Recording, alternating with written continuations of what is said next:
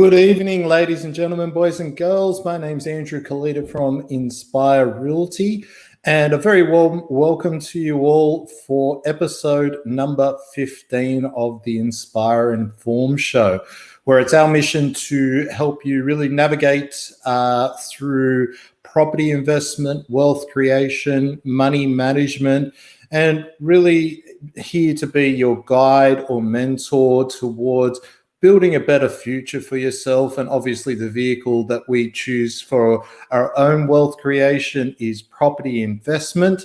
And very excited to be here with you all tonight to share a couple of stories that occurred to me over the weekend that really got me to reflect on, I guess, the difference, a key lesson that I was taught by one of my mentors around the difference between goal setting and goal getting. Because a lot of us these days, we really know, hey, in order to achieve anything, we need to sit down, make a plan. And so many of us are doing that these days. Just think about your own New Year's resolutions. How often have you made a resolution, a plan, a goal that you wanted to achieve in a calendar year, only to realize in February that you're nowhere further towards achieving that goal than when you started? So there's a very big difference between goal setting and goal getting that we're going to talk about tonight. And I'm going to share a very rewarding experience I had over the weekend where I was able to get or achieve one of my longer term goals. And I guess I just wanted to share some of the emotions that I went through with you all. And I gave myself a little bit of a pat on the back for sticking to what I set out to achieve and realizing that and turning the dream or the goal into reality. And I wanted to share a little bit about that with you all tonight. And also, I wanted to share a little bit about some of my thoughts around the property market post-COVID-19. There's been a lot of talk in the media of recent times around, the potential vaccine that Australia's invested in order to combat the effects of COVID-19 and allow our population and our economy to return to some sort of normality.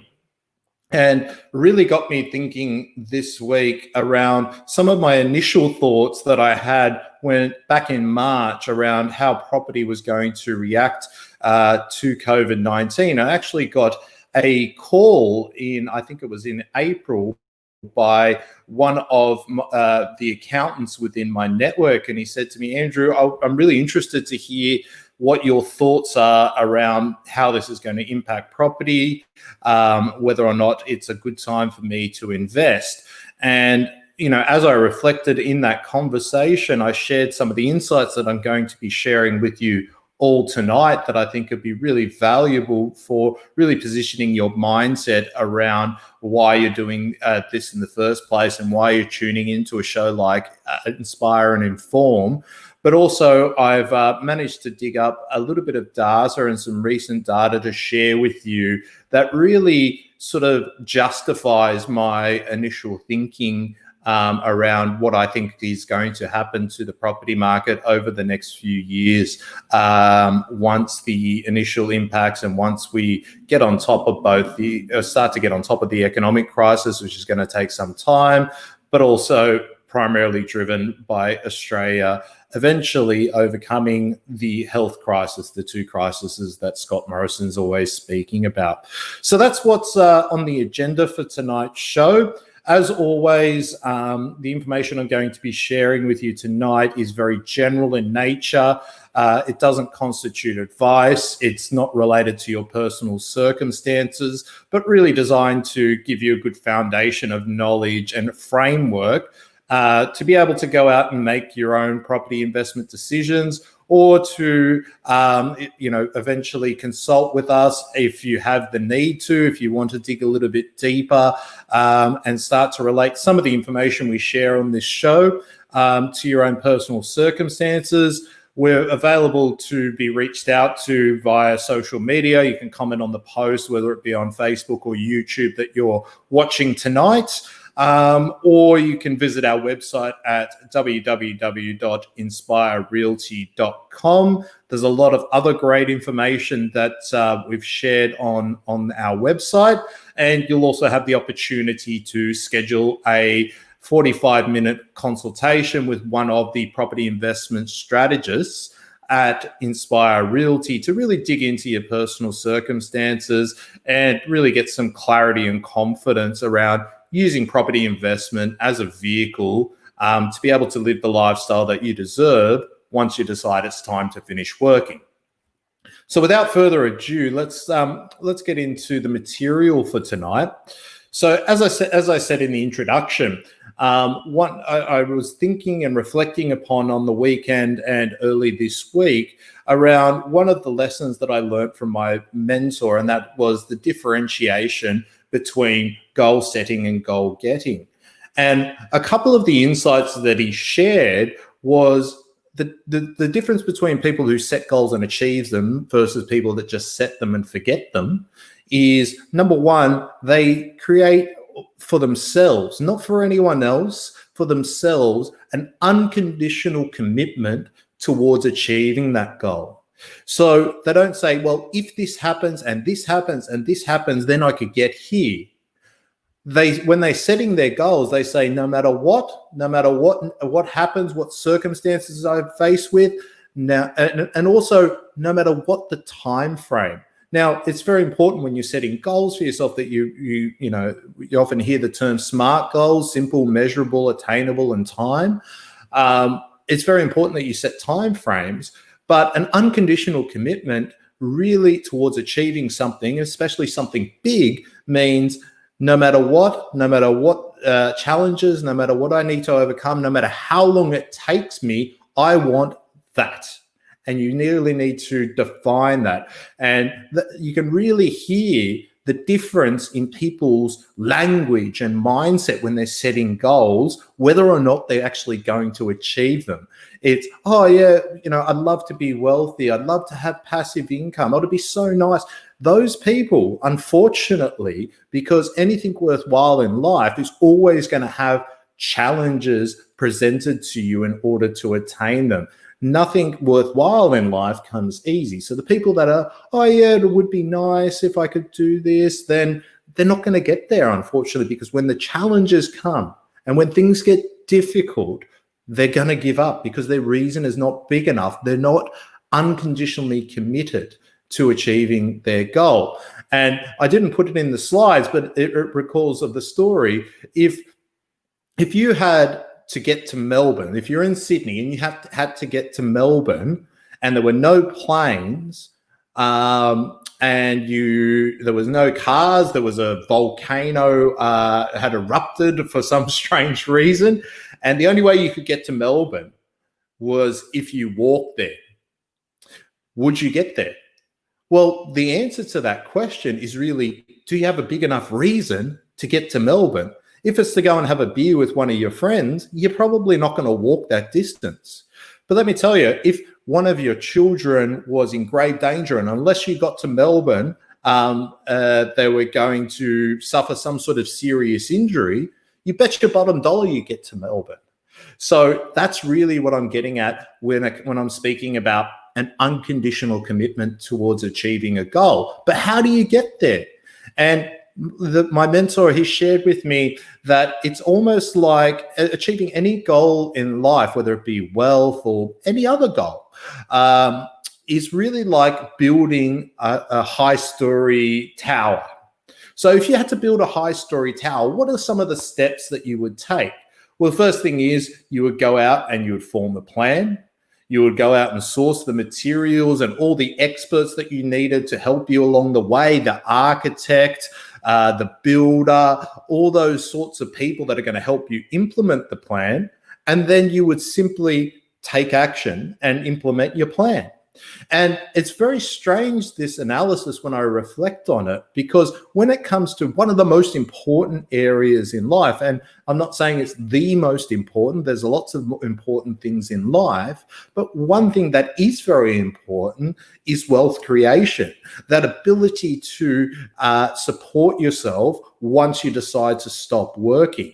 And it's very strange that most people, the majority of Australians, are simply either leaving it to chance by saying, hey, this is a long time away and maybe the age pension and superannuation will help me out, but I don't know. They're leaving it to chance.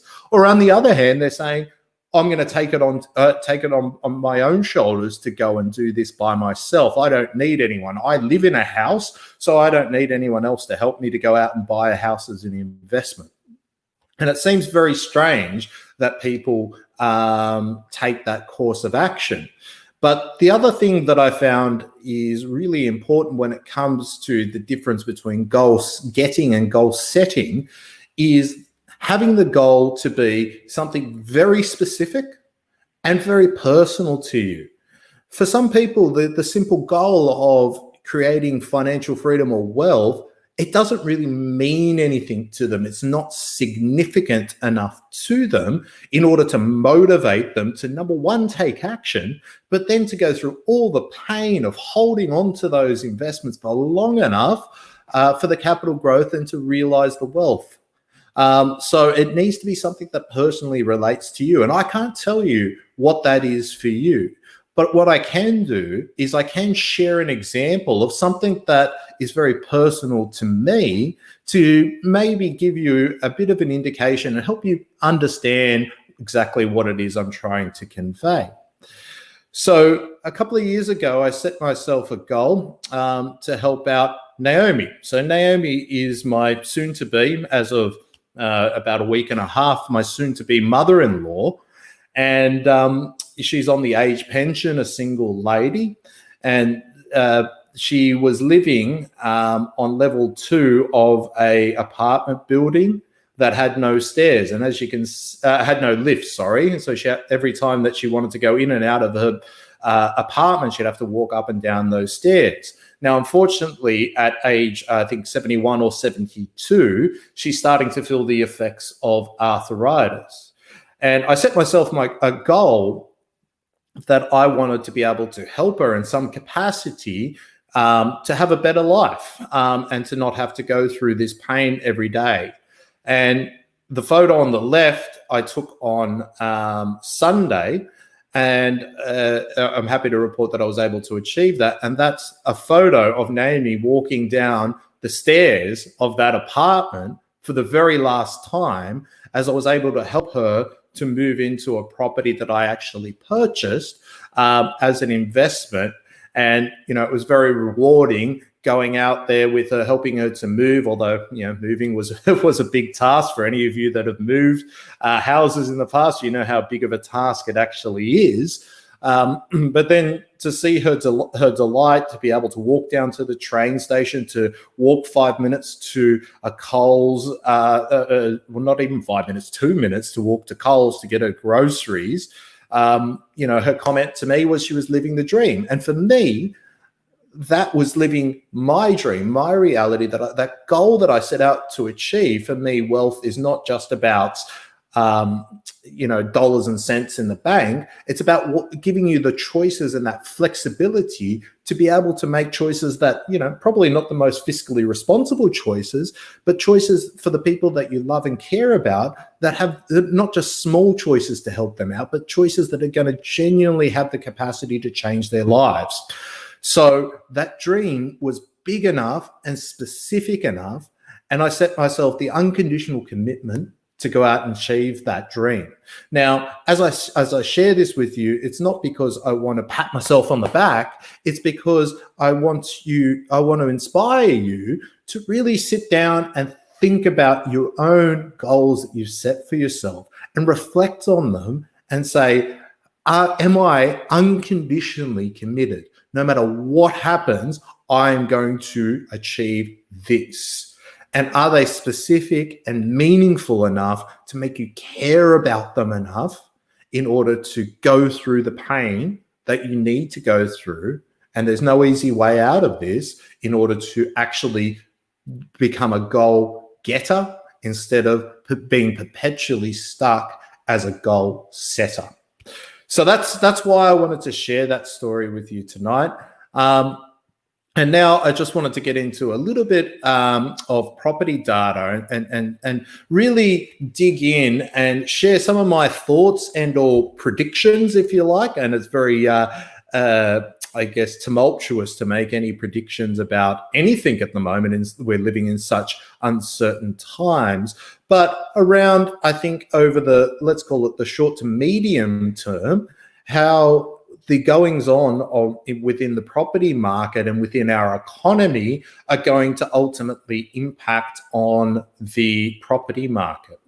And one of the interesting things, and what I'm sharing with you now is a chart that from the ABS that actually shares with you some information around household income and consumption, as well as some savings. So what we see during the COVID period is that consumption has diminished quite significantly. And I think that's a factor of really uncertainty, but also potentially within a drop of, within the scope of incomes dropping, depending on where you live in Australia. We live in a very much, well, everywhere around Victoria right now, two different economies. But we also have seen the amount of savings start to increase over this COVID period. And why we see that is I think that consumer sentiment has obviously significantly reduced. People are less confident. And so they're looking to build a little bit of security for themselves, a bit of a financial buffer if they didn't have that in place already. There's less money leaving Australia because we can't travel overseas. And ultimately, even though spending has reduced, I think that is ultimately good for the Australian economy to see more money remaining in Australia instead of getting spent overseas. We're seeing interest rates at an all-time low, and because of the economic conditions, they're forecasted to remain low for the next few years. And we'll get to that a little bit in a moment, but I think that's going to have a big impact. Whenever we've seen times in the past where interest rates have been low or relatively low, we're at record lows at the moment, we have seen a significant response in terms of property prices. As property becomes cheaper, more people can afford to make the repayments, more demand, property prices go up. What's holding us back at the moment is obviously the uncertainty that's around COVID, etc. We're seeing a lot of incentives for first home buyers. And I think this savings regime and less ability for people to spend as our economy has slowed down, as long as if those people have remained or maintained their income, this has been a great opportunity for them to save the final part of the deposit that they need to do, or to save up some money to take advantage of these first home buyers grants, couple that with the stimulus. I think that we've seen throughout the COVID period that there's been an underlying demand for Australian residential real estate, but what's been putting the brakes on the real estate market is obviously COVID-19 and people's uncertainty. But the interesting thing that we've seen, and this next chart shows it in terms of new property, whilst there's been a diminished demand for buying property or less buyers in the market, there's also been a significant reduction in supply. So people or households are generally not in a position where they're forced to sell, despite what the media may be telling you.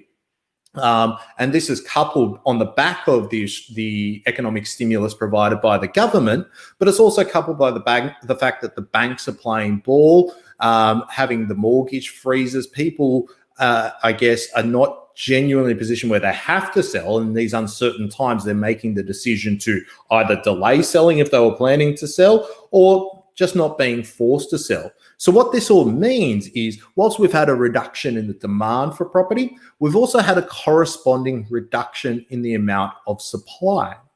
But what I wanted to focus on is the, I guess, the new building approvals, because that gives us a really good indication as to what we're going to expect for future supply. And the reason why building approvals are a really good indication of future supply is, if you think about building an apartment block, from the time that the building's approved, it might be 1, 2, 3, 5 years before that apartment is actually delivered into the market. Now, there is a reasonably, in these uncertain times, getting finance for developers are, I guess, a little bit more challenging, but also developers' confidence in the market is diminishing. And that's a couple of the reasons why we're seeing this significant reduction. We're already on a downward trend, by the way, of supply throughout the COVID-19 period. So when I was sort of rationalizing all this and trying to put it together, we've got an economy or consumer confidence that has significantly declined in a very rapid rate. But the point I really want to impress on you all here is consumer sentiment or confidence is a very volatile index. It changes very quickly. It's very reactive to the news cycle and the overall feel of the economy and how people perceive it. And because of this, I think it's going to, well, I know it changes much faster in terms of property than the supply side of things. So if we're getting a lot of diminished building approvals currently, yes, right now we've got reduced consumer sentiment. We've got a reduction in the amount of migration, or significant, nearly zero migrants coming into Australia, which represents a significant portion of our population growth. But what I want to really impress on you all is I want you to cast your mind into the future. Now, I'm very much an optimist. I like to see glasses as half full. So if I fast forward my mind to 2-3 years into the future, I have confidence in our society that we'll find some sort of either A, vaccine to COVID-19, or B, as a society, we'll learn and evolve in a way that allows us to function, given the medical constraints that are put upon us. So if we return to some sort of normality, whether that be a new normal or the previous normal, in 2 or 3 years' time, with demand significantly rising, we open up the floodgates, which can be turned on at a dime once the health crisis is taken care of. We're going to see over the next couple of years a significant increase in the amount of demand in the market. At the moment, it's being supported and underpinned by first home buyers as well on the back of the government incentives. But once the investors feel confident to return to the Australian property market, I think things from a demand perspective are going to happen fairly quickly.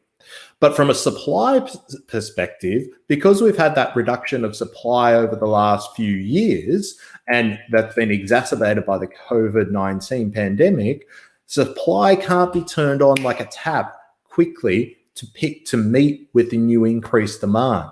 And so that's why I feel very confident in the future. Over the next couple of years, we're going to have an imbalance between supply and demand, which is going to lead to our property market showing some sort of response. I've heard it said that it's almost like the fundamentals of the Australian property market are there, but they've just put the brakes on. The car's there, the engine's there, it's ready to go, but the driver's just gone out as part of the health pandemic. And finally, just on the migration side, which has been the catalyst of, I guess, the Australian economic story over many, many years, I think that demand from a migration perspective to come and live in Australia once the health crisis is sorted out is going to be higher than ever. Comparatively, Australia is going so much better than the rest of many other countries across the world that we're usually compared to, and even many that we're not usually compared to. I think it's going to be a very desirable place to live. So overall, once you lift your eyes through all this muck that we're being presented with and all this uncertainty, the outlook in the medium to longer term for Australian residential property remains strong. And that's why I keep my confidence around choosing that as my investment vehicle to build wealth for my future. So if you have any questions about that, feel free to comment on the post. I'd be interested if any of you have an alternative opinion, because I'm not saying that I know everything. That's just how I see the world. But I'd love to hear any competing thoughts or differing thoughts around this subject matter. Or if you'd like to sit down and see how this more macro perspective fits in with your own current goals and objectives, or even if you just want to sit down and work out some goals for your future and let us help you to become a goal getter rather than a goal setter, comments on the post that you're watching this. Visit us at www.inspirerealty.com. All of our strategists are here to help and would love to add value to you in any way that we can. So thank you very much for listening. That's all from me for now. And have a fantastic evening, everybody. I won't be joining you for the next couple of weeks as I go through my wedding and also the honeymoon that ensues. But that's a story for a different time. So thanks again. Have a fantastic evening and speak soon. Bye for now.